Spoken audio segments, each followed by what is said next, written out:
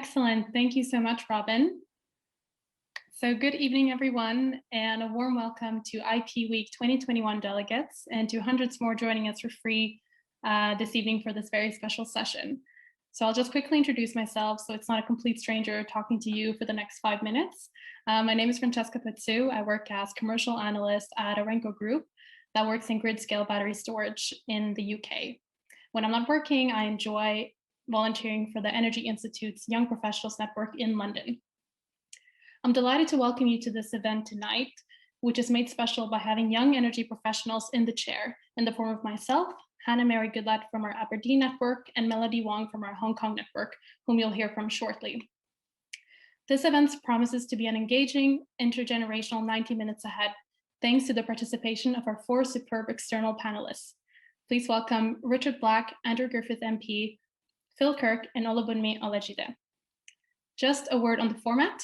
We will be turning to each of our panelists in turn for some short prepared remarks in due course, and we'll be hearing more about the findings of our Generation 2050 Manifesto.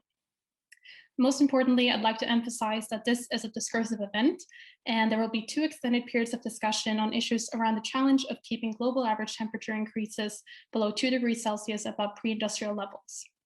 Unfortunately, Andrew has to leave us a bit earlier this evening, so we'll just make the most out of our time before he has to go.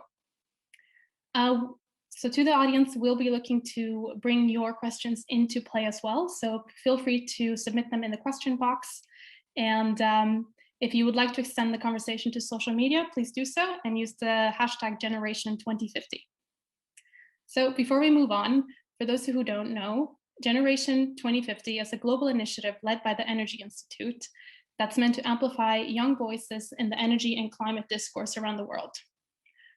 I'd just like to give you a quick snapshot on what the Generation 2050 community looks like. It's made up of over 1,000 young energy professionals from around the world, coming from different geographies, working in different job functions in the sector. They come from places as diverse as London, Lagos, Singapore, and San Francisco, working in oil and gas, nuclear, renewables, clean tech, and energy efficiency. Today, we're studying or are in the early stages of our energy careers. And tomorrow, many of us will be in senior roles across the industry. This means that we are going to help lead an industry that's shaped by the decisions made before us.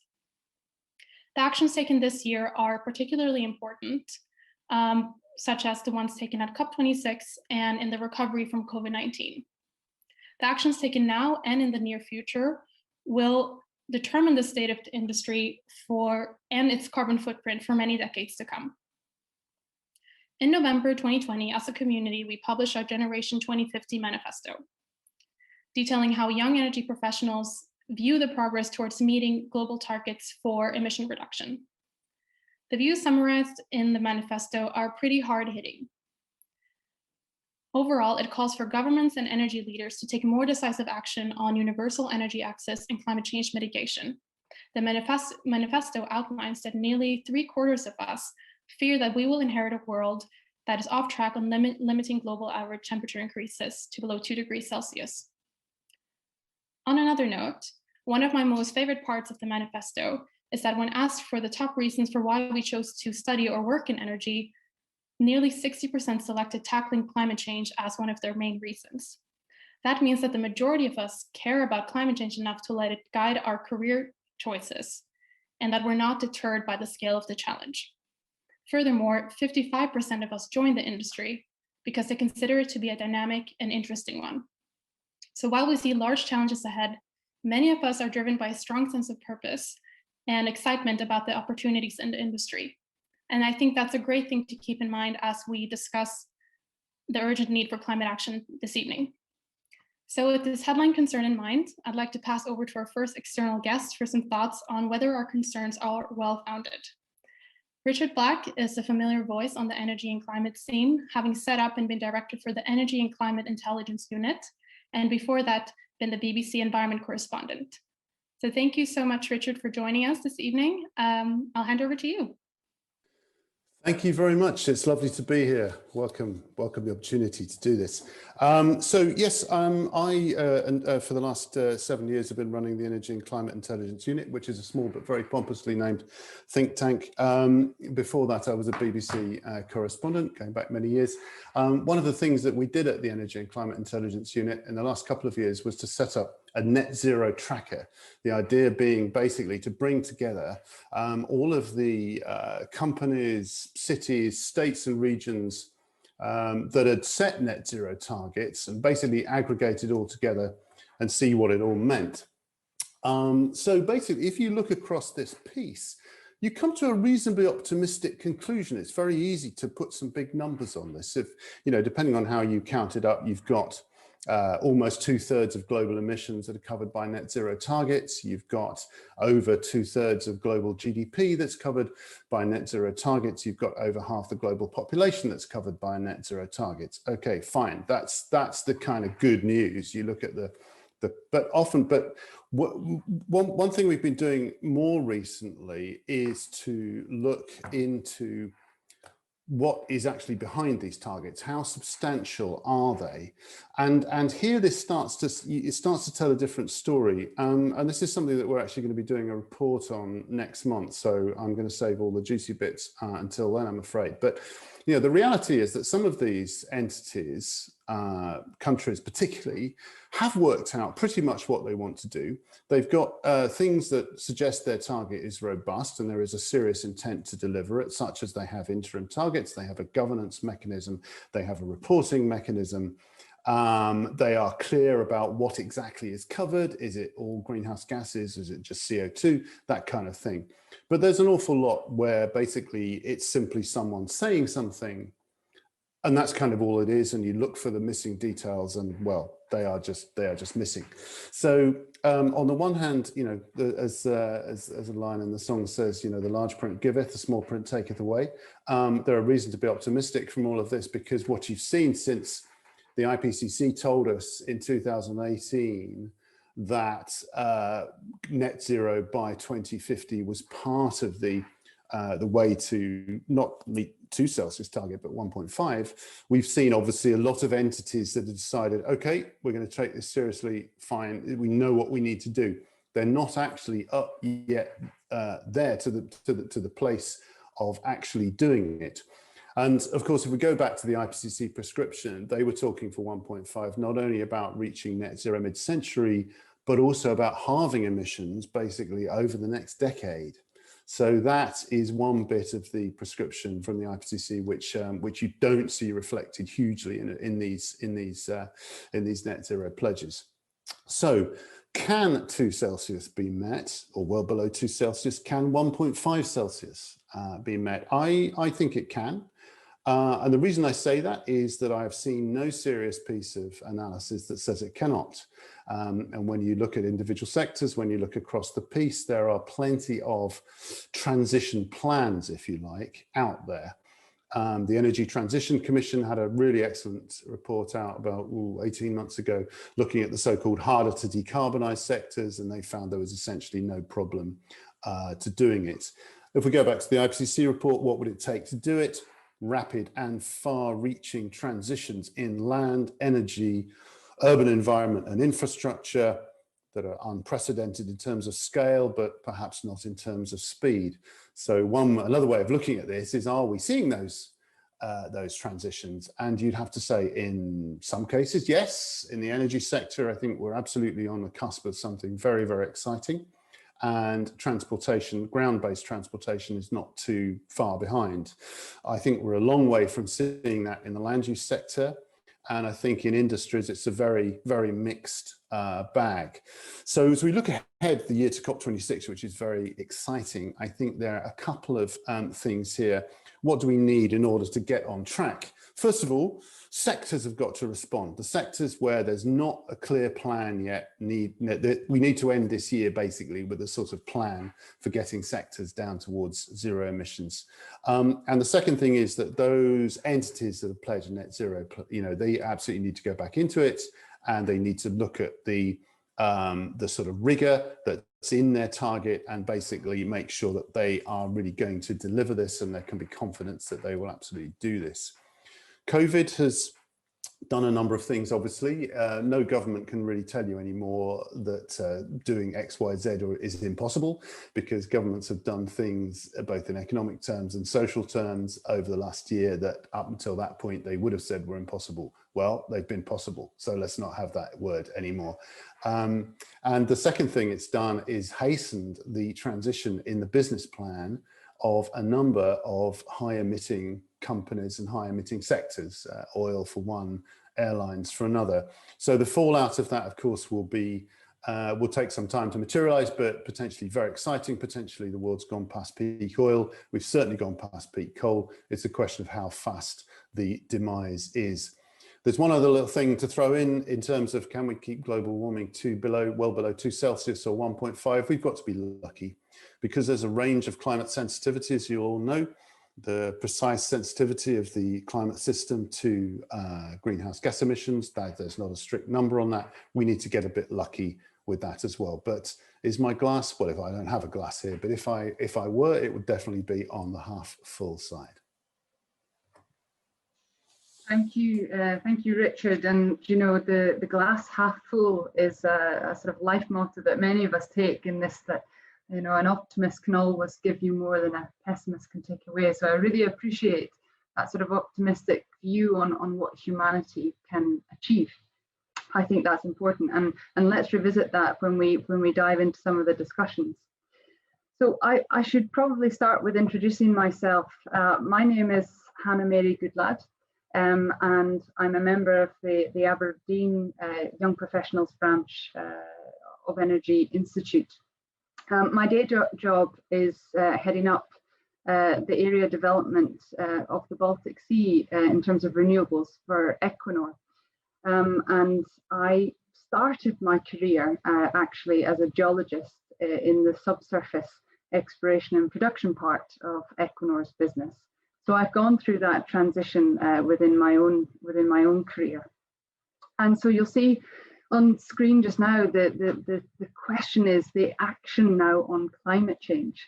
And it is no surprise really that the world is warming, and temperatures are rising with that, alongside increasing CO2 levels and an increase rapidly in ocean acidification. And you know, as a geologist, I always find it helpful and enlightening to look back on past events, because they really do sort of pave the way for the future and being able to predict things. And when you look at the CO2 comparison and the CO2 concentration of our atmosphere today, and compare that to mass extinction events historically and in geological timescale, the comparison can get a bit worrying, and the trajectory can be a bit alarmist. I don't say that you know, lightly or in any way to fear, but I think it's important to look at the past so that we're able to confidently map the future. But it is clear that humanity, when we put our minds to things and we collaborate and we take this optimistic view, as Richard was alluding to, we can do and have done great things. And I can see that the transition that we are on is well underway. You know, in terms of how energy is going to be demanded and produced and distributed, it's going to radically redefine the sector. And that radical change that we see and the one that we're calling for and what we need, that is going to require dramatic different ways of collaborating across sectors and across industry and policy. Levels of collaboration and cooperation that this world actually hasn't seen before. And if we think that the collaboration that was required to tackle COVID was something steep, I think we really need to reassess the levels of collaboration that are going to be required to tackle climate change. But that collaboration piece is exactly what Generation 2050 are calling for. Generation 2050 are calling on political leaders to take decisive action and to really be radical about the reform on regulatory systems to drive transition further and faster. Politics and policy goes so far, but the other side of the coin is the industry side, that sort of technical muscle. And we're calling on industry leaders to do their part as well, to align their commitments, to align on the global demand on climate targets. So that piece and that collaboration between industry and policy, politics is crucial. And it's something that we're going to unpack in this first discussion piece. So first of all, I'd like to invite Andrew Griffith to the stage. He is the MP for Arundel and South Downs and was appointed last year to be the UK's net zero business champion. So Andrew, we are willing and waiting to hear your views from the green benches of Westminster. Over to you. Good evening. Well, look, thank you. That's very bright, isn't it? Right, we'll lose that background in time. Sorry. Thank you for having me, and thank you, Richard and Francesca, and indeed Hannah, for that optimism. I love that. We are going to change the world this year. We're going to change the world with all of your youth and enthusiasm, but also the success of COP26. Which, you know, no one can bake that in. No one can be assured of that. But the antecedents of that are already looking pretty good. The big game changer, obviously, is the US election and the US marching forcibly, led by John Kerry and Joe Biden, back into the Paris Accords. But also some of the other geopolitics that are going on in the world, with China having set itself for the first time a net zero target. Clearly, there is more to do, to be clear, but they're now engaged. The players are on the pitch, and therefore there is, I think, every prospect for some success here. I mean, others have talked about, Richard talked about why that's so important. I agree, right? This is the big existential crisis facing our world, and it's for my generation and yours to make sure that we end up in a better place. I think there are so many positive reasons to believe. I agree with Francesca. Working in energy right now is probably the absolute apogee of where an exciting change is happening. I'm a huge fan of, not necessarily politically, but the speeches of John F. Kennedy. And I don't know if you remember that fantastic speech he made. You know, we go to the moon, not because it is easy, but because it is hard, right? That was a big and global challenge, right? And that was something that was beyond the ken, beyond the contemplation of anybody who had lived before at that moment in time. He made that speech in 1962. Man walked on the moon just 7 years later. And the challenges that they had to solve to achieve that were, in my view, far greater than the challenges in terms of technology that we need to solve the climate problem and get to a world where 1.5 degrees is consistent. Now, it's not going to be easy, right? I mean, that's what makes it a challenge. For 2,000 years as a human race, we've built our existence, our civilization, our standard of living, our life expectancy, the society that we all operate in, the fact that we can all be here dematerialized against this rather lurid screen is all a function of the carbon-based economy that we've built for 2,000 years. And now what we're all going to do is, over the next 10 or 20 or 30 years, effectively try and entirely remove carbon from that economy, from our lifestyle. So that's a big and bold challenge. And things are happening every day that make me feel positive about it, not complacent, not that this challenge is going to achieve itself, far from it. But we in the UK have a real position of potential leadership. Okay, I mean, the biggest contribution we're going to make mathematically is trying to leverage the actions that we take for our 2%, but convene global leadership to get the other 90%, 98% to take similar actions. So we've led the way with our 2050 legally binding, the very highest form of commitment that any government can put in place. there is a strong consensus around that. Okay, that bill was not, it didn't pass by one vote. That passed by the acclaim of all of the political parties represented in Parliament. So it's not transient. We've built a strong political consensus on the back of that. We've put in place one of the most aggressive, what's called NDCs, nationally determined contributions for the United Kingdom's emissions, a 68% reduction on 1990 levels by 2030. So we are leading, and we're also putting our money where our mouth is. I sit in the Department of Business.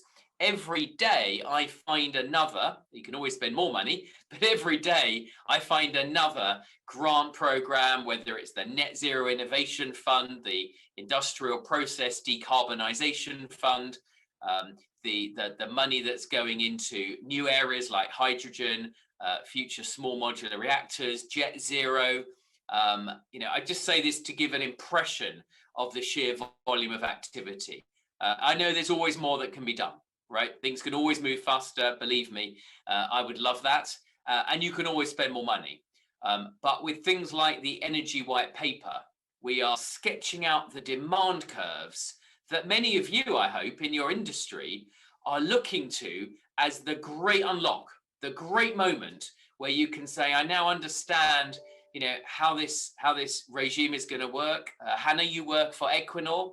You'll know that we've got plans in place right now to expand fourfold the size of the seabed that we're using to convert for wind power generation.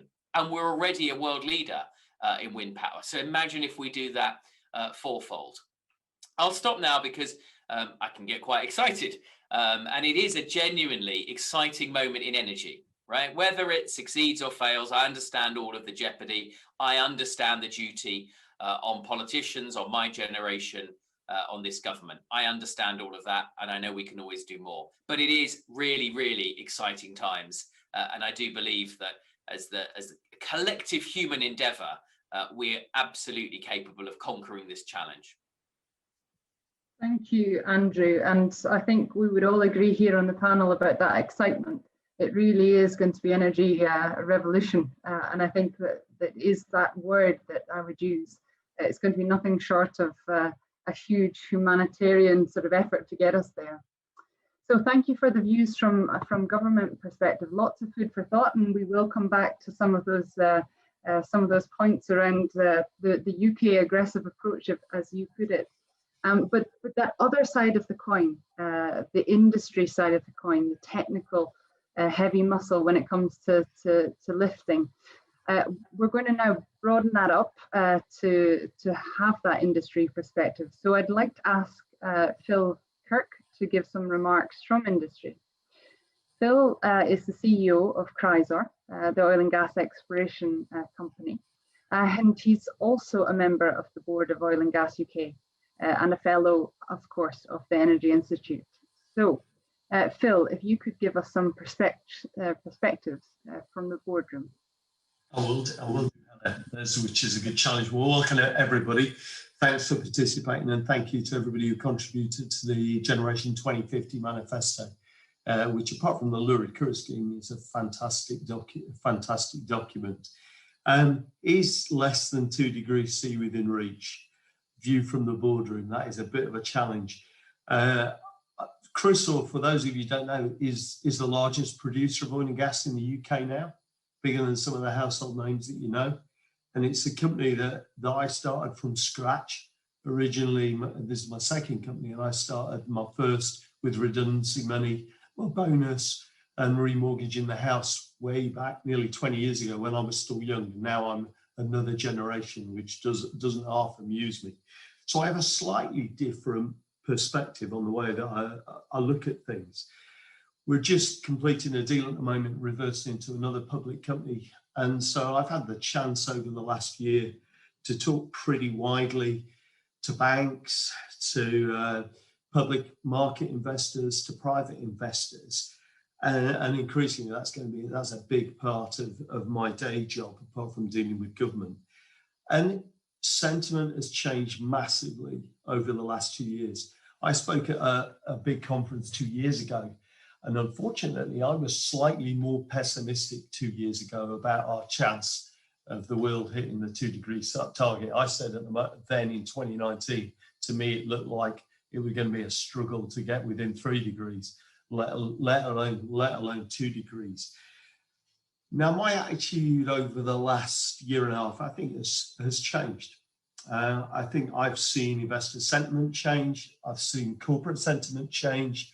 I've seen society change. Now, maybe my experience is only in the West, but I have some conversations with other people around the world, and I do detect that moving. I think what a couple of our panelists, Andrew and Richard, have said, hit the nail on the head. Chinese commitments, albeit for 2060, has got to be a good thing for the world. Although it'd be nice if they weren't continuing to increase coal-fired power stations. That would be a really good sign. I think the US repositioning is good, so long as we don't necessarily change political parties over there again and swap horses, which has happened in the past. But let us hope. And I think this is all really good and really positive. But now is the time for action. And I still think there is a little bit, with great respect to people like Andrew, there's quite a lot of politics and slightly less policy and action. And I think now is the time to move to action. One of the challenges that comes out of the manifesto, and we co-sponsored it, and it was really important to me, was to recognise the balance with the UN's other goals, especially 7, which is, let's set aside hunger, let's set aside poverty, but access to energy. And even in the last 2 years, we still have just under 1 billion people without access to electricity. And sub-Saharan Africa, that is proportionally is really poor. We've still got probably about 3 billion, just under 3 billion, barely changed, a few 100 million who are cooking with polluting stoves, biomass, coal, whatever they can find. And that is reflecting pretty high mortality rates amongst women and children in some of these countries. And we need to address that as part of this energy transition as well, I think, which is an interesting challenge for the governments. I think COP26 is a fantastic opportunity. I don't like to say it's a last chance, but I think time is beginning to run short if we're going to pull that inflection point down in terms of temperature change. And I think policy and action does need to be ramped up. Andrew will be amused that when we delayed COP by a year, I actually said to quite a few senior politicians, I thought that was a good thing, because in my opinion, it gave us the opportunity to legislate and put in place actions properly, as opposed to making up on the fly and making political pronouncements, which is always the risk when our governments do things quickly with a deadline. And I think that time hasn't been squandered. I think a lot of really good work has happened, but still the proof of the pudding, as we always say, will be over the next few months. And I do hope that there's some more tangible commitments come out of COP26 right across the world that people are happy to hold themselves to, not political statements, but things that they can deliver for their people and for the world. Now is the time for action, not prevarication, which is often the way. We've got all sorts of challenges across the world, which yourselves and our institute and our industry are really playing a pivotal part. Heavy goods, aviation, shipping, power, heating, hydrogen, carbon capture, our link to SDG 7 and affordable energy, which I think we can all do a lot more as we look around the world and we hold ourselves accountable. We, with the politicians, need to work and understand distribution of cost, who pays. That's almost a hidden conversation at the moment around all governments. And at some point in time, we've got to come clean with the electorate and explain how it works. It's not wrong. We just need to tell people how it's going to work. So for me, and I'll quote one of my favorite speeches, I see COP26 is our Rubicon, our generation, and what we deliver as a legacy to your good selves. After COP26, I do worry the die will have been cast, And it's time really to deliver actions if we're going to meet the goal of 2 degrees C, or in an ideal world, 1.5, because there's a lot of volatility, as Richard has said, around those numbers, depending where you are in the world or other aspects of the climate. But I'm a resolute optimist. We're capable of delivering tremendous change. We have done in the past. Now's the time to grab that opportunity.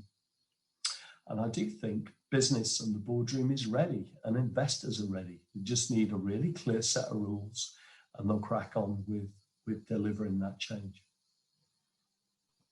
Great, thank you, Phil. I'm so glad that we have so many resolute optimists on the panel tonight. I think that is powerful and a good takeaway message. I want to move things on into the first 25-minute discussion now. And Andrew, I am aware that you need to leave in 5 minutes, so I'm going to start off to sort of maximise your time just now and your response. So I want to pick up on something that Phil said about less politics and more policy, and maybe also pick up on something that you mentioned yourself, Andrew, about that we can always do more and we can always spend more and invest more money. So what is it that you would do to increase that speed of transition that the UK government is hoping to be, boldly aggressive on? What would you do? Let me write. I'm not on mute. Look, the first thing is, I'll answer the question directly. I'm not trying to avoid it. The first thing, I'd agree with Phil. I mean, business, is this great problem-solving machine. Okay, I mean, it's the human endeavor. It solves the problem of getting bread on the table, extending healthcare, life through healthcare, and it will solve this problem. So, I mean, one of my roles is spending every day talking to businesses.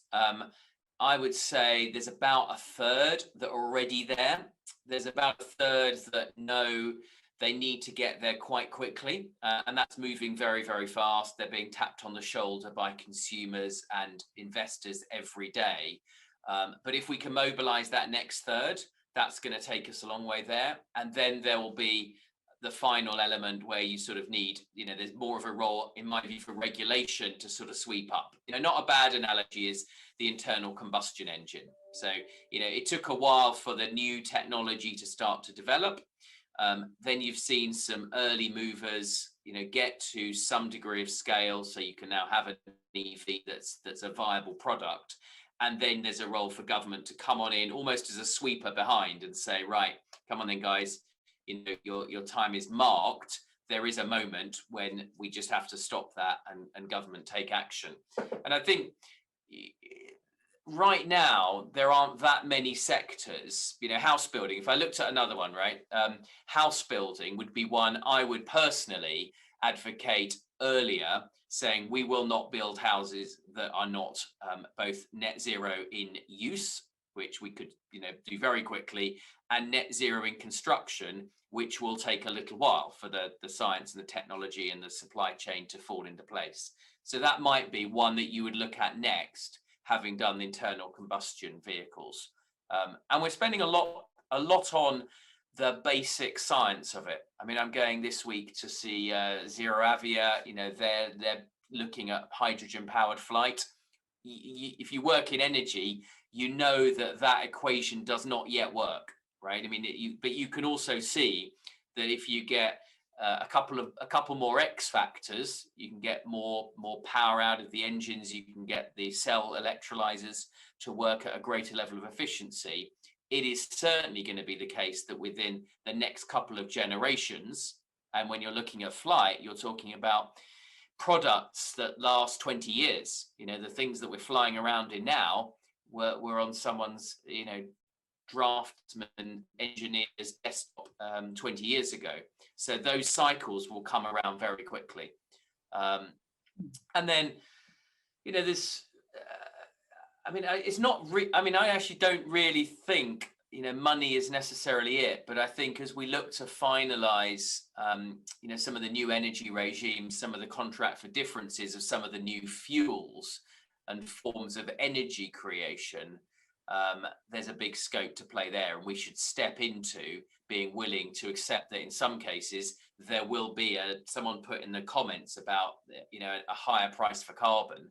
I agree, you know, there will be a greater opportunity cost on carbon, however that's manifested going forward, and that will tilt capital and people's energy and mind time into low carbon or nil carbon alternatives.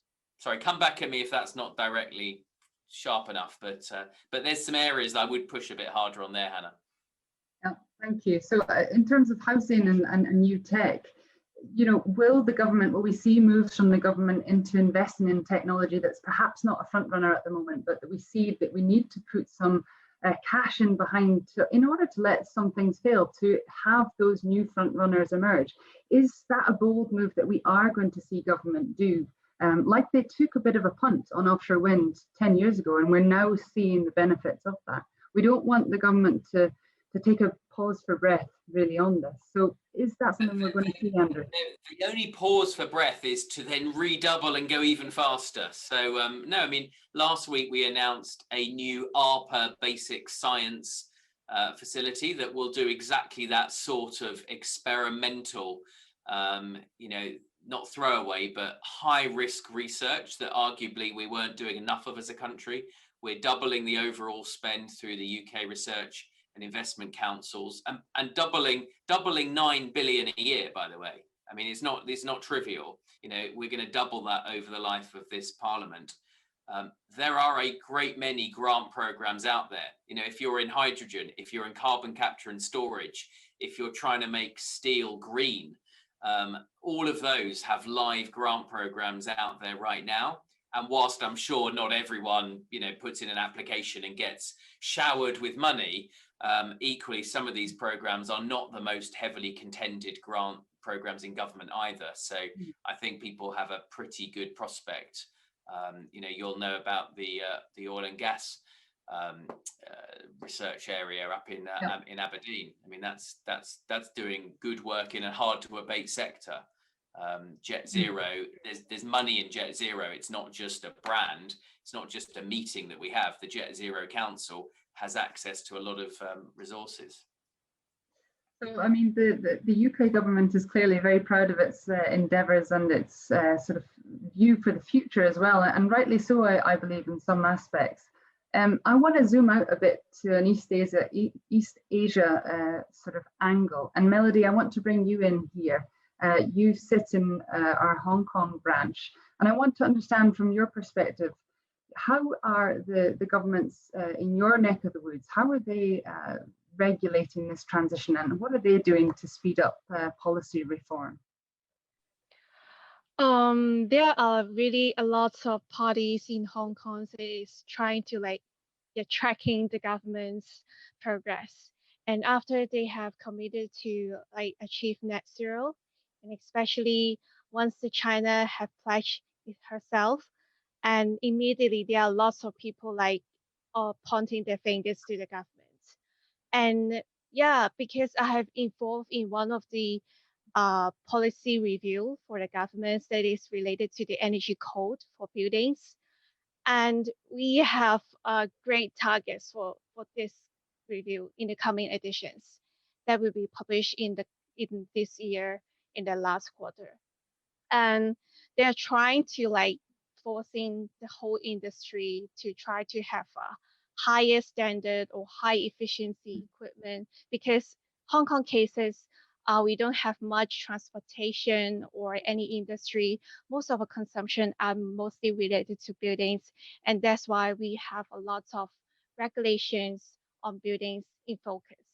And energy is our main target. And yeah, we will see in Hong Kong there are more stringent and stringent requirements. At the same time, we are always compete or compare ourselves with the other East Asia region, because Singapore is really good at energy efficiency policy and regulations. And also even in China, some of the regulation could actually take it as an example for us. And yeah, we keep ourselves updated with different international organizations and also different countries' policy in order to make the targets to be achieved. Thank you. So it's clear that, you know, policy and projects are shifting the needle when it comes to the energy transition, but there's the people element of this as well. And although I want to turn to you on this one, on the element of a just transition, about securing good jobs for the future, and good jobs for those that are predominantly in the oil and gas industry. What do you think is key for government to listen to at the moment and to make changes in terms of how we secure a good sustainable future for these workers that are currently in oil and gas? Yeah, that's a very important question. And I think specifically if we're talking about oil and gas, I think this year particularly has been very difficult for oil and gas workers. So usually the industry is used to having downturns and having the cyclical nature of which people tend to be let go, and then the hiring cycle increases when the oil prices become better. But as I think it was Phil that mentioned about we've almost reached, I think it was Richard, that we've reached peak oil basically, and will those opportunities still remain? And you have all these skilled energy workers or skilled oil and gas workers that need to reskill, that need to move on to other sectors, and a lot of them are finding the new home either in technology or in renewable energy. And those are the people who have directly transferable skills. So the problem is, how can you how can government play an active role in actually reskilling them? And if you look more broader at an international level, and you look at people in the coal industry in particular, I think one of the case studies that's very interesting for this is the country of South Africa. So a lot of communities still rely about how the coal industry employs people. And although you can make the case that the renewable energy sector will employ more people, if you look at it from a larger point of view, the problem is what happens to people now, and what happens to the constituents that have been built up around that industry. So it's really a big challenge. Recently on the podcast, I had Jigar Shaw to talk about what it will take to transition us towards a clean energy future, especially for developing countries. And something interesting mentioned is that if you want to have a Green New Deal in the African context alone, it will take about 10% of the population being employed by the renewable energy sector to really push for the targets that we need by 2030. So I think it's something very interesting to look at. And some might argue that it might not be very realistic, but the beauty about the energy sector is there are lots of people working really hard to push at extremely unrealistic goals and within a very tight deadline. So it's going to be a large role, and the government really has a lot to play, especially in reskilling and making policies in place that really support people to transfer sectors and make it really possible. And in a very reasonable. Thank you, Olu, and thank you for zooming that out as well from a UK context to more global as well. Phil, I'm going to come to you on the same question, but from an industry perspective. How are companies like Chrysor making sure that your people are fit for purpose to take forward this transition and to have sustainable good jobs, say in a 15 to 20 year perspective? It's a good question. And I am the resolute optimist, which we seem to be competing for who's the most optimistic. I must admit, when I look at all the scenarios, no matter who the forecaster is, I still see a role for oil and gas even in 2050. And whether it's products or whether it's plastic or whether it's manufacturing or tech or gas, hand in hand with carbon capture and then producing hydrogen, or I still see that niche. And I still would like my company to be part in the UK of producing hydrocarbons, but in a net zero, in a demonstrably net zero way, and for the products we need. What I think we must be really careful about is not offshoring emissions or offshoring problems somewhere else, and ignoring that. So I look at the jobs in a different way, and I'll look at them hand in hand with other issues that we've got. Because if we're going to build direct air capture, it's probably going to come off the back of post-combustion carbon capture, which needs to have a reasonable length of business. It could easily be combined with hydrogen, blue and green, and add a resilience to the energy mix in any country, not just the UK. And there are some countries around the world that are quite lucky and blessed with their hydrocarbon resources, and in some ways it's easier to transport than electricity. So I think it's a mix of problems, and I do worry that we'll come to some political decisions about let us stop hydrocarbons because it's bad, without actually thinking about what the problems are we're trying to solve. Jobs are different. A lot of the people, you know, who are currently working offshore are of an age closer on average to mine. They're highly skilled. They work in process engineering and process as techs in a variety of industries. And we do need to, as we pull back and UK production declines, you know, we do need to make sure they can reskill. But I mean, we're an oil and gas company, but we talk openly about producing oil and gas in a net zero way. We want to play a part and build a business off the back of carbon capture. I undoubtedly see us selling our methane volumes into the UK as hydrogen before I pack up. You know, and we'll try and make that happen. And I would, you know, we just step in. We're just merging with another company, and I would look to be doing the same sort of thing out in the Far East, where we've got operations in Vietnam and Indonesia, and looking at some of the countries in the energy transition that some of those countries are potentially going through. And I think the UK has a great opportunity, and I've been talking to lots of the politicians with carbon capture, hydrogen, but also with hydrocarbon production linked and done in a responsible fashion, to export a massive skill set and make a difference all around the world, and do a lot for UK jobs and balance of payments and security of jobs. Sorry, I'm passionate about jobs. So that's good, and I agree with you. You know, the UK is in a unique position in that sense. Richard, I want to come to you on a topic that, I mean, we focus in here on industry and policy, but civic society has a role to play as well. And we're seeing increasing demands when it comes to sort of a stakeholder perspective. And I want to bring up the topic of divestment from oil and gas. I mean, Phil has said there that sometimes the public have a tendency to distill this down into a very black and white picture. But, you know, I'm remaining impartial on this, but when it comes to divestment, you can see the point or the arguments that people come with, and they certainly look back historically on things like apartheid and point to examples of success stories. What's your view on the place of divestment from oil and gas to switch the needle and to bring about change? I think divestment absolutely has a role. I mean, it does have a certain amount of business impact, but I think the sort of awareness impact is far, far more, because what effectively the entity that's divesting is saying, I am not morally anymore going to be putting my money into this sort of thing, which is an exact parallel with other things like tobacco. I think that there are times when it could be done a little bit more subtly, and there are different approaches here. One is to divest from everything. Another, which we've seen, is to divest from, let's say, coal and tar sands, but for the moment stay in oil and gas. Another one is to say we'll stay in and we'll talk to companies and we'll look for a transition. And if we don't see a sign of a transition, we'll come out in 2 years or something. One that I think has not perhaps been tried enough is to look across a sector and to identify, you know, the companies in that sector that are doing a really good job and the companies that are doing a really poor job. And so switch your money from the browner side, if you like, or the dirtier side to the cleaner side.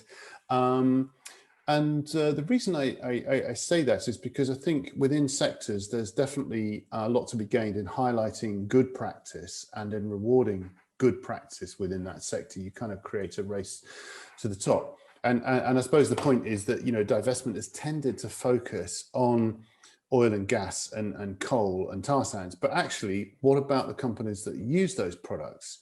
Isn't there a case, you know, if you have a range of 10 energy utilities and one of them is sticking with coal and, you know, at the other end there aren't, isn't there actually a case then for divesting from that utility and rewarding the ones that are doing part of a good transition? Yeah, so I think it, you know, it is definitely sort of part of the suite of armory, but it perhaps could be applied a little bit more imaginatively than it always is at the moment. Yep, yeah, it's an interesting point that you raise about this responsibility of consumer versus producer. Phil, I saw your hand went up there. Can I turn to you? Yeah, no, sorry, I was just going to agree with Richard, and I've definitely seen that increased sophistication with investors. You know, there are a majority now very interested and a minority who don't care, but it is the vast majority who are interested. And you will see, and there's people are talking about olive coloured companies, aren't they, between green and brown, and people should pick winners, you know, and they should pick people and companies that are doing the right thing. That should be the way of the world. I always used to amuse myself by asking ministers whether they owned a British car, but that's are they reducing their own emissions? And it's quite funny when you actually ask, and a lot of senior people haven't even thought about it. And actually, this is going to be a responsibility of all of us, which Richard says. All consumers have got to be looking at where the goods come from, how they run their own lives, what they do, and then that will help actually make a difference as well. Mm. Olu, I saw your hand shoot up there. Did you have a point? No, I was just agreeing with what Phil said, and I think he put it Right. very, very, very well. I really have nothing to add. Okay. I'm going to finish off with one last question. I know we started the session late, but Francesca, I want to turn to you on this topic. Where do you see things going in terms of a 2025 horizon perspective? I know we always talk about a 2030 and a 2050, but in terms of in the next 5 years, a lot of work is going to have to be put in place to build the foundations to get to that 2030 stage. Where do you see the main changes coming in the next 5 years? Great question, Hannah Mary. Thank you. One thing that has been on my mind recently is an argument I heard that R&D spending really needs to be increased. And I'm glad Andrew touched upon it earlier, saying that we need to have enough so that we can fail a bit and find these technologies that we don't yet have. Equally to push down the technologies we already have, push them down the experience curve, make them more cost effective, make them accessible to other countries that are lower and middle income. So I would like to see, I think this is a mix of me saying I would love to see it, and I think we'll see more changes as this argument, I think, is being more broadly accepted. Great, thank you. Good point to end on. Again, a ray of optimism. Again, I think this is the sort of, if there were to be a hashtag for this session, it would be resilient optimists. So I think that's a good one. Melody, I'm going to hand over to you for the next session. Thank you, everyone. Okay, thank you so much for Hannah Mary and for such a fruitful discussion. And okay, so now I would like to broaden out the discussion even more because the global energy system faces other huge challenges alongside the climate emergency. I'm Melody Wong, chair of the EI Young Professional Networks in Hong Kong, and I'm also a building sustainability consultant in Europe. The energy demand is contracting in some of the OECD countries, and global energy demand is expected to increase by 25% by 2040, driven particularly by the economic growth in Asia and sub-Saharan Africa. Energy helps create wealth, development, and growth. It underpins the improvement in health, education, and life chances. And I'm sorry to say, and as Phil has also mentioned before, for many of the most vulnerable populations, we are still a long way from the UN Sustainable Development Goals 7, that is the aim of universal access to sustainable energy by 2030. Generation 2015 cited as unacceptable that 800 million people still do not enjoy access to the electricity, and 2.8 billion rely on polluting and harmful cooking fuels. In fact, 80% of the generation 2050 believe these most essential targets will be missed. We are calling on political leaders to provide support on international projects and cooperate with other governments to improve the lives of populations around the world. And we to invest in necessary technology and infrastructure and support social enterprise to help meet these UN sustainable goals.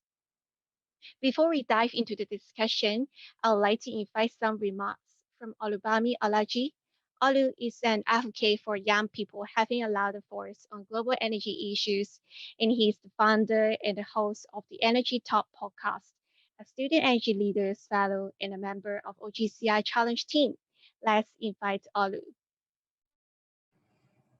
Thank you for the introduction, Melody. And yeah, so I'm just going to talk about this, and it's very interesting because I think Phil mentioned this earlier as well. I think we're going to center my talk now based on all the conversation we had around SDG 7, which is Sustainable Development Goal 7 by the UN, which basically says that by 2030, everybody should have stable, sustainable access to energy. And you must have seen the numbers that were just on the screen. So about 800 million people currently do not have access to energy, and that is a very substantial decrease from when we first started this global push. And something to remember about those numbers is that a large concentration of them fall within mainly two regions, and that is in Africa and Southeast Asia. And as we get closer to 2030, if we do meet that target, or if we don't meet that target, about 9 out of 10 of the people who do not have access to energy will be concentrated in the sub-Saharan African region alone. And that should really get you thinking that if this region is so far behind, like what would it really take to push forward in terms of developing energy infrastructure and really bringing opportunities to that sector? So this is a very, very interesting conversation, because then it goes into things like energy justice and job creation. How did that region really get into the place it's in the first place? And it's a very complicated topic, and it's really something that you have to appreciate from a certain degree. So the oil and gas industry obviously still plays a very large role. So I'm from Nigeria. So in Nigeria alone, the government has bet very heavily on the natural gas assets and developing out the infrastructure in the next few years.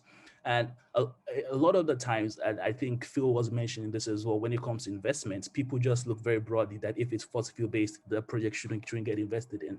And I think this really ignores the nuances of the space, because if you look at a country like Nigeria, it's still going to rely heavily on the fossil fuel exports for the next 20, 30 years. And hopefully it can be properly managed and the resources can be properly used.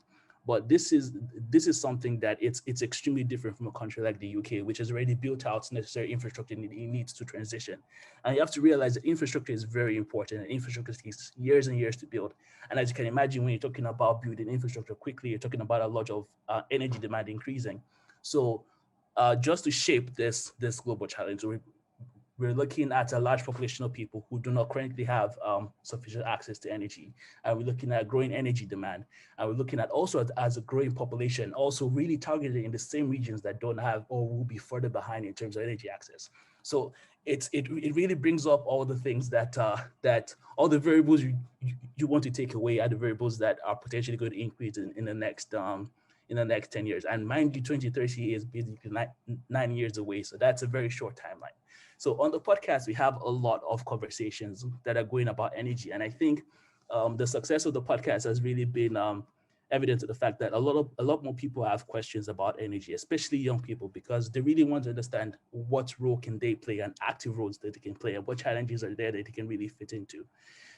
It's really important right now, because I think also something that Phil mentioned is that a lot of big energy companies, or big oil and gas companies, to be honest, are looking to decarbonize their asset portfolio. And most of the time, what that means is that they just sell off their assets. So if you're looking at net emissions decrease, nothing really changes. It's just moving it from one place to another. And that is a trend that's going to continue, because that's a lot of things we see on the podcast, is that if you're looking at decarbonization and the areas that are going to be affected the most, it's going to be developing countries. It's going to be countries in Africa and Southeast Asia. And it's really unfair to think about from that perspective, and especially when a lot of young people want to get into the sector, and it's going to be something very important. So the renewable energy sector is going to play a very large role, but right now it's mostly revolving around off-grid development. And while that is all well and good, most of the money for that is still reliant on foreign financial aid. And while aid has been very important to development in the last few years, it really needs to be a part where it needs to be investment. It needs to be a place that you're building wealth and you're building communities that can take care of themselves. And that might be a very long-term challenge, and it might seem very far away, but then I have to draw back to the timeline where we really have to 2030 to achieve these goals.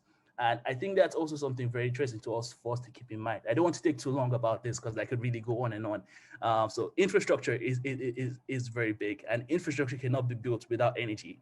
And you have to ask yourself, like, how can we do this with renewables alone? Is it possible right now? And if it isn't possible, then we have to look at how we finance fossil projects and where that money goes and how young people are encouraged to find jobs in the sector.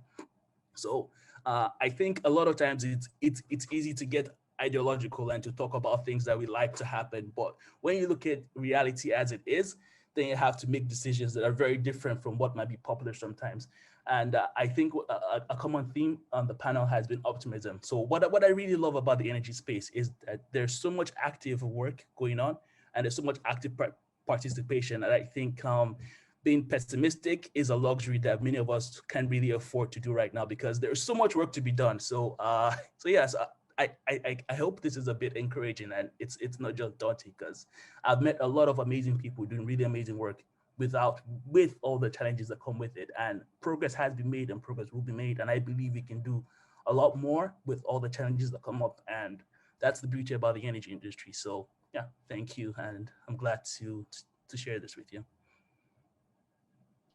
Okay, thank you, Oblu.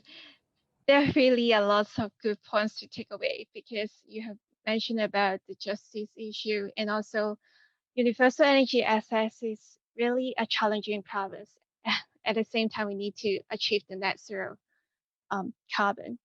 Yeah, and let's move on to talk to open up the floor to discuss now because yeah, as Oblu mentioned about that, there are still a long ways to go, and let's find out any like possible solutions to deal with the problems.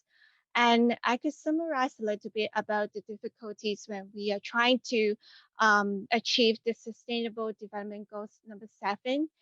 Usually when people talking about like access to energy for those developing countries, they may not have the enough professionals, and they most likely they lack of funding.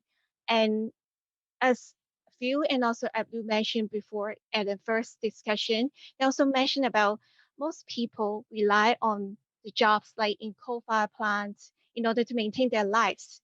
And that's why if you want to like change the whole like the infrastructure from coal-fired power plants to those renewable energies, that means we need to think about the economic shift, or whether those poor people shift to what kind of sector they could participate for their jobs and for their livings.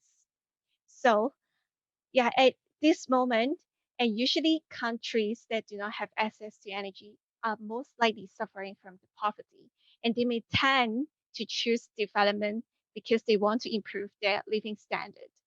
And they don't care about, yeah, I just read some paper, and yeah, people in developing countries doesn't care about whether their electricity is coming from renewable energies or fossil fuels. And that means somehow it's contradicting to the world's practice to achieve net zero. And what do you think towards their viewpoint? Maybe Phil first?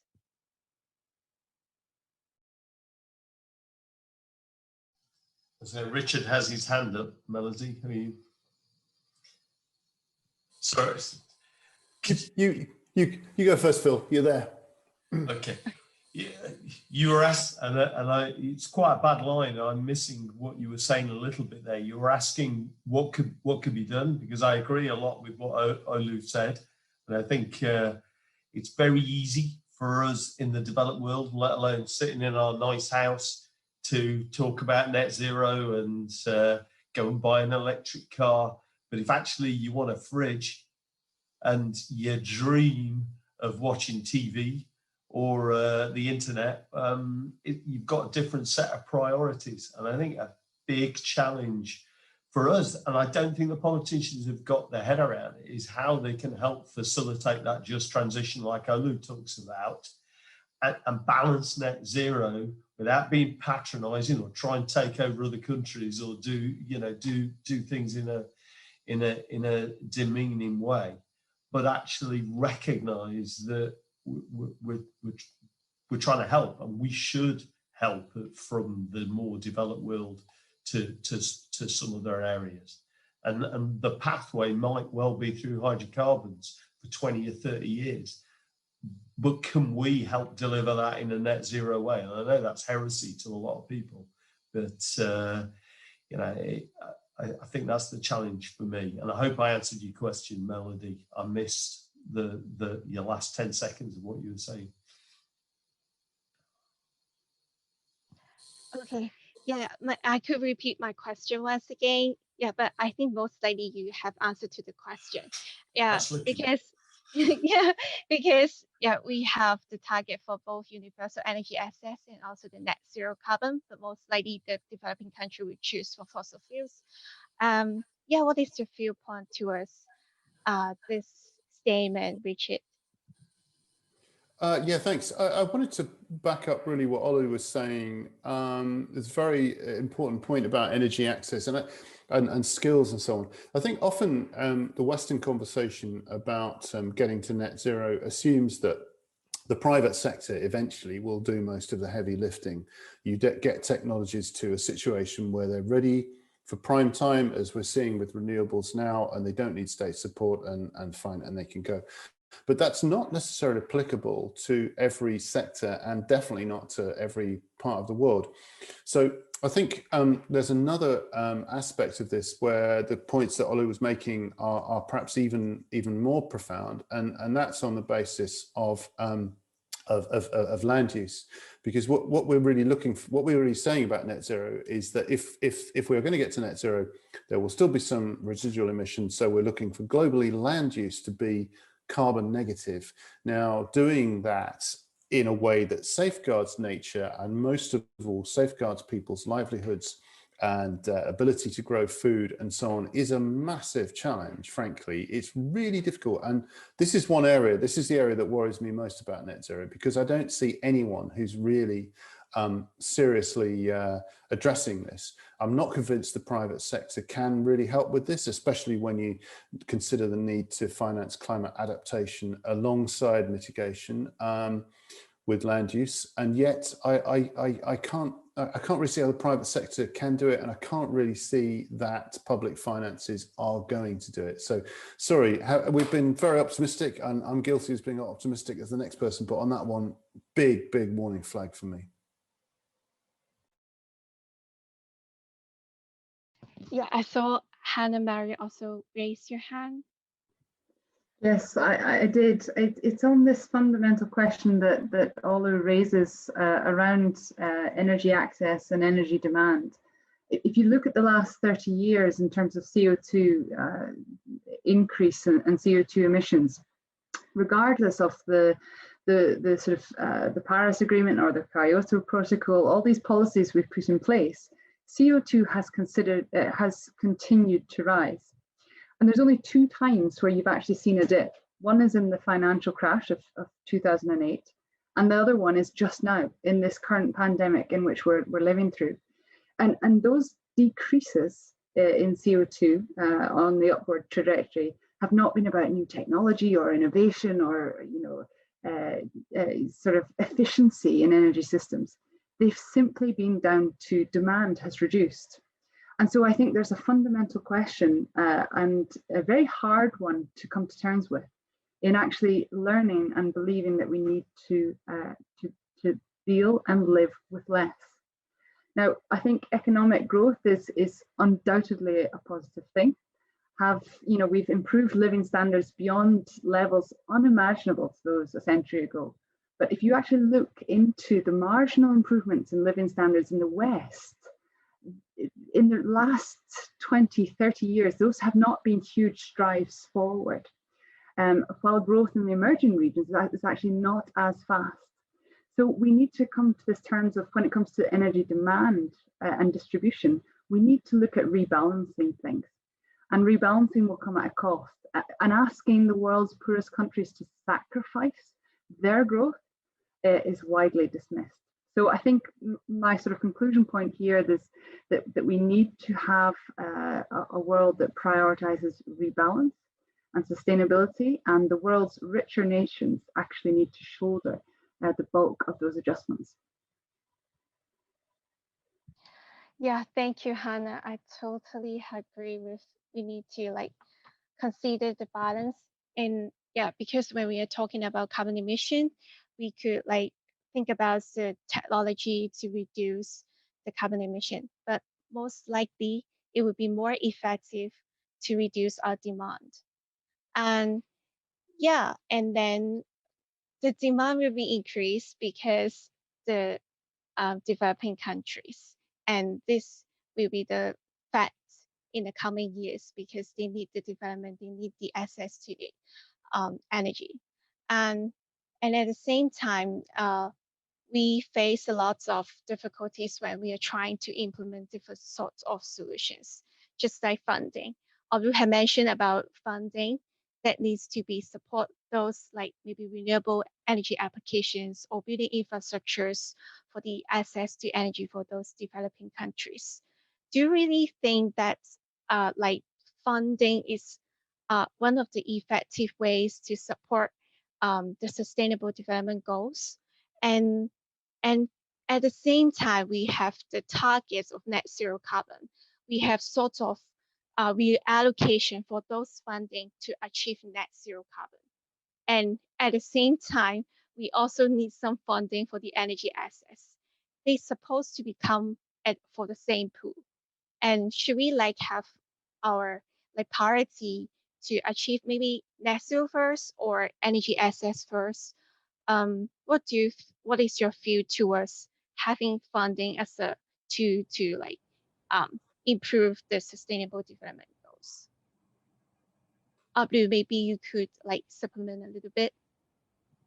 Oh, okay. So there's actually a very interesting conversation that I've had quite a lot about this. So, when it comes to developing countries, I think they're expected to do both things at once. I think the term is leapfrogging. So, a lot of the examples is that developing countries didn't go from landline to mobile phones; they skipped landlines and went directly to mobile phones. So, I think that the same pace of development is really expected, and I think to some degree it might be a bit unrealistic, but it might be the only option that also presents itself. So uh, the thing with financing is that it's always a tool that accelerates growth, and there's no way you can go about that, not just for large infrastructure projects, large energy projects, but also from a social perspective. Something that I didn't talk about, and I think Phil mentioned earlier, was in terms of clean cooking. So you might not really think about it that much, but that also is a carbon emitting sector, and that is something that has large social consequences, especially for women in developing communities, which are the ones that are most at risk. And that is something that money can be poured into to really develop clean cook stores that can really accelerate development and really cut down emissions in that sector. So yeah, there's no way to look at it without money really playing a large role, and really how the financial institutions really come in and look at it, especially being not reflecting Western point of views on African communities and expecting them to have the same impact or have the same social connotations. And yeah, I think Phil or Richard will probably contribute to this as well.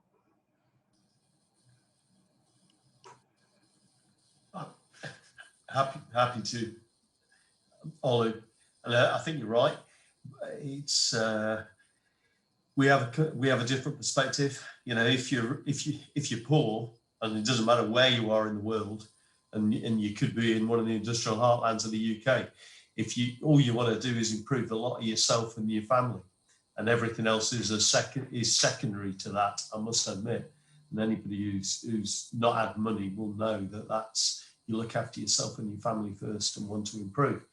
I think the West, the developed world, the richer world has got to find a way to help facilitate that leapfrog that you talk about, and that is a challenge. And it's not just telling investors or financial institutions to throw money at it. They can't. Governments have got to find a way of collaborating and working together to help. And I don't know quite how we improve that, because historically, it has always been a challenge, and the West has tended to patronise or get in the way. And I think that is a real issue for global society over the next 20 years if we're going to deliver what we want to deliver. because there are nations around the world where unless the government gives the population cheap, affordable energy and improving living standards, that government won't be in place in a few years' time. And that's a different imperative for the government as well. And I must admit, I think that's the biggest. I quite like solving problems, but how we solve that, I don't have an easy answer on it. Maybe Richard has, but it's a tough question. Yeah, it is. So thanks for that, Phil. Melody, I think the answer to your question about how you balance these two, what may seem to be opposites, is that you just don't let them be opposites. You have to reconcile the two together. And fortunately, we're in a stage now where I think how we do it in electricity and energy is actually there is a sensible path ahead now. Go to Ola's example of cook stoves and so on. The reality is that a lot of particularly rural people in the developing world, the energy comes in the form of biomass.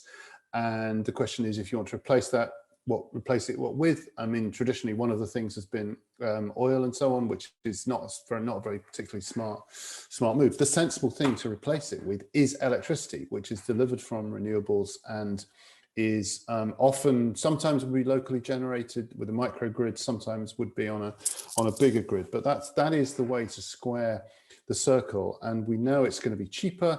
We know it's going to be better for the environment in just about every way that you can think of to do that, and is sort of jobs rich as well. Now, who are the key actors that can make this happen? I think there's a big role for the multilateral development banks. That is kind of what they're there for. And I think if you build into their sort of fundamental purposes that actually bringing the world towards net zero, as well as delivering the essentials that everyone needs, I think that you get quite a long way there. I think disclosure of climate risks to their investments is again another thing, because immediately that would start to change the investment patterns.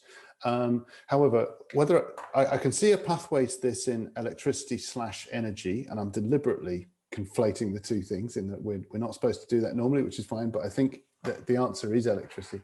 I find it much harder to see what the solution is in other sectors. I've talked about land use already, but in transportation as well. To me, that natural path is not clear at the moment. Yeah, thank you, Richard. Why I try to put these two into the question, I'm not trying to be opposite for them. I just wonder if we have both targets at the same time, not just talking about the energy assets, maybe for another kind of problems in sustainable development goals. And we have limited resources about funding, and we need to think about how to optimize the solutions in terms of money spending.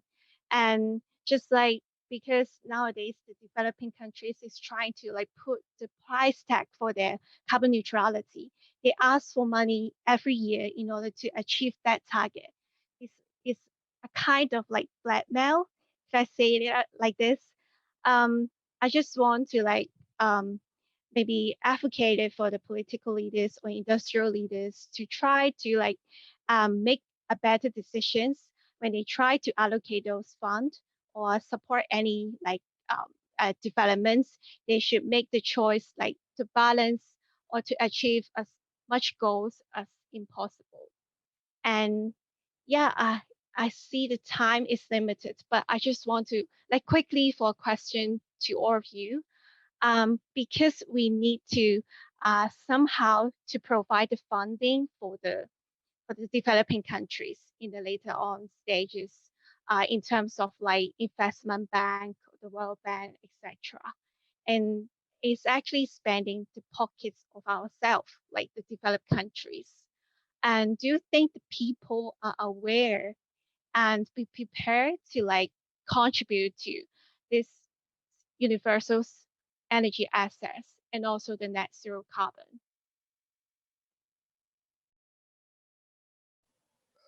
If I can just dip in. Yes, I absolutely think they would, for a couple of reasons. One is for the development benefits. The other thing is that it's actually more economical to do it now anyway, with renewables usually.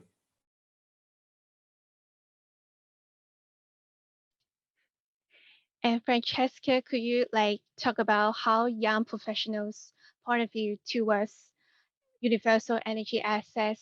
Do you think the young professionals are more capable or be prepared to achieve all the sustainable development goals at the same time with the net zero carbon targets? Just want to make sure I understood your question correctly. So whether young professionals are willing and able to contribute towards the SDG 7 while meeting net zero, if that's what you meant. Yeah, okay. Again, on the note of being optimistic and pointing to the Generation 2050 Manifesto, seeing how much how driven young professionals are in looking for a very strong sense of purpose when selecting their career. So I have a lot of optimism coming from people who have already chosen to be in this field. But not only that, we see there's the global climate movement has been reignited.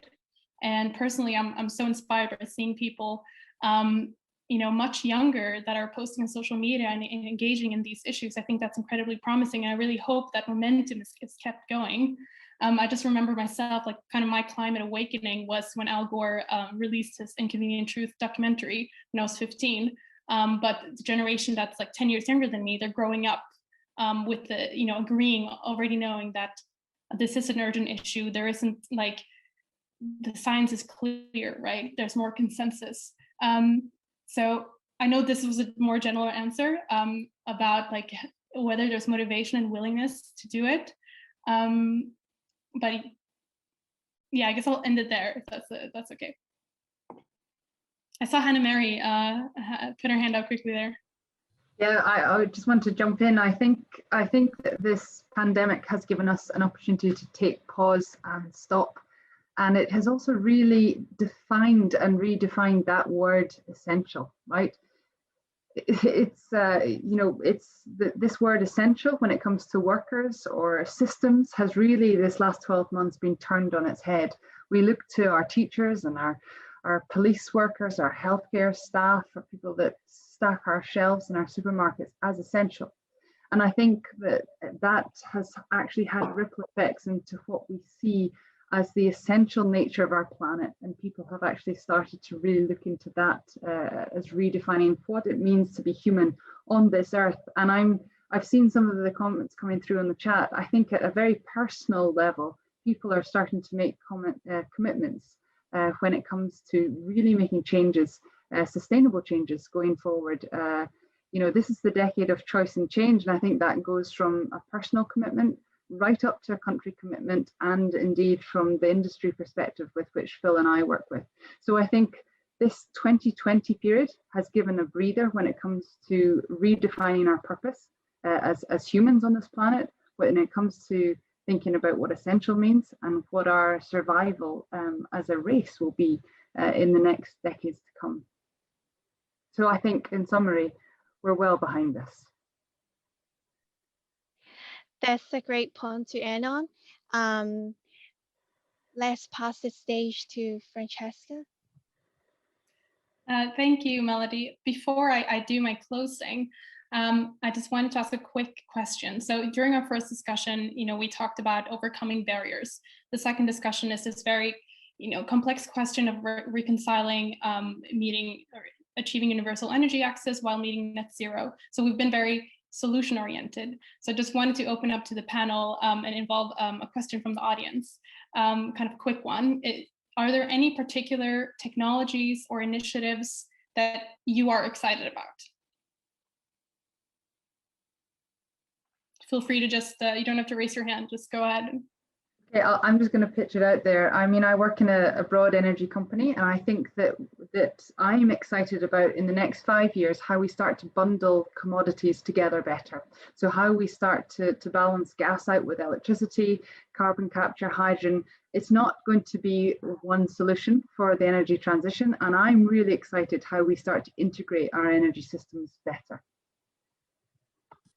Yeah, one boring one, it doesn't excite me, but is really underappreciated, is energy efficiency. Sorry if anyone goes to sleep the minute I mention that phrase, but it is kind of key to everything else. But I'm very excited by Australia. Why? Because you've got a national government there that is absolutely dinosaur-like and wants to keep coal alive at every opportunity. And yet the reality is that they are building the prototype of the for the world of a low carbon, flexible energy system that's based on wind and solar with battery storage and demand management and all the interconnection and all the other things. So I'm very excited by Australia. Thanks, Richard. Olu, Phil, anything to add? To be honest, Hannah Mary's stolen mine, because I'm actually excited by trying to mix reformed blue, green hydrogen, store hydrogen, wind power, arbitrage between those, and decarbonising heavy industry in the UK and offshoring the jobs. So I'll park that. I was excited by that. I think people understanding more their own carbon footprint. You know, we've got a long way to go. I normally, as a joke, quote Postman Pat about reduce, reuse, recycle. And I think people understanding their own impact on the environment would go a long way and would increase buy-in, I think, in the West and in the UK. And we said that with Andrew. I think the government has got to spend a little bit more time educating the ordinary person about jobs and carbon intensity and heavy industry on what they're trying to achieve. Okay. Thanks, Phil. Olu, you were smiling. Yeah. What are you excited about? Not really something I'm excited about, but just to add some diversity to the answers, I have to say I'm excited for the interesting role of nuclear, and I know just mentioning that is very controversial. And so from my perspective, Ghana is starting its own nuclear program and currently building their own small modular reactor. So that is something very interesting that's going on in the African continent, and a lot of people looking at Ghana successfully completing this project eventually in the next few years, and that's going to really add some diversity to the energy mix, and it's something that I'm looking at very closely as well. And also just to repeat it again, the role of young people to take up the grand challenge and to make themselves part of the solution and to find projects and to start projects of their own. And I think that's really powerful, and it's all going to contribute to to a great 2030 and a great 2050, and I'm definitely sure of it. Excellent, thank you, Olu. Melody, yeah. I wanted to give you the floor too. Yeah, I just have a few points to add. It's a short one. Yeah, apart from the technology, Olu also mentioned about the engagement of the young professionals. And at the same time, we have diversity of a bunch of people from different backgrounds and from different gender, different races. Is also very important to come up with lots of creative solutions and ideas. Super, thank you so much, Melody. I'll add a quick one. I know we're running out of time. In terms of technologies, I'm very excited about anything related to operating a zero carbon electricity grid. So battery storage, demand side management, new technologies to manage inertia. And also to Melody's point, I'm also very excited about the engagement that we see. Okay, so it's time to end. I have the honor of closing the event and saying some thank yous. So first of all, to our panelists today, Richard, Phil, Andrew, Olu, thank you so much for joining and for taking part so energetically in the discussions. And Hannah, Mary, and Melody, thank you for your participation and for leading the discussions. You've taken on large topics, and I think you managed the discussion very, very well, and it's very interesting to participate in and watch. Also, thank you for those who are listening in and submitting questions to us. We hope you enjoyed the event. I would also like to thank the Energy Institute's IP Week team for organizing this event, the rest of IP Week, and all the hard work you do to amplify the voices of young professionals. Just a few practical notes. I'd love to encourage you all to visit the landing page of Generation 2050. It has some additional findings on the future energy skills and individual responsibility. I saw that topic was brought up in the chat a few times. So if you're interested in that, please do check out the manifesto. Also would like to plug the EI's podcast. You can see it on the slide here. It's something of a Generation 2050 takeover this time. So there will be young professionals in discussion about their careers and their hopes for the future. So finally, a cool announcement for those young professionals listening in tonight. So to those who have attended the event for free, I'm delighted to inform you that the Energy Institute has agreed that your login will now work for the remainder of IP Week. So please do check out the agenda. There's lots of interesting talks on related to topics we discussed tonight and many others. So it's happening from tomorrow as well and Thursday. So please do check out the agenda if you're interested. On that note, it falls on me to call to close the first day of IP Week. So please do consider how you can support the intergenerational dialogue in your own work. And in the meantime, please join the proceedings tomorrow, starting at 8:45 a.m. UK time for the first session, where EI President Steve Holliday is in discussion with BP CEO Bernard Looney. Thank you so much, everyone, and have a great evening.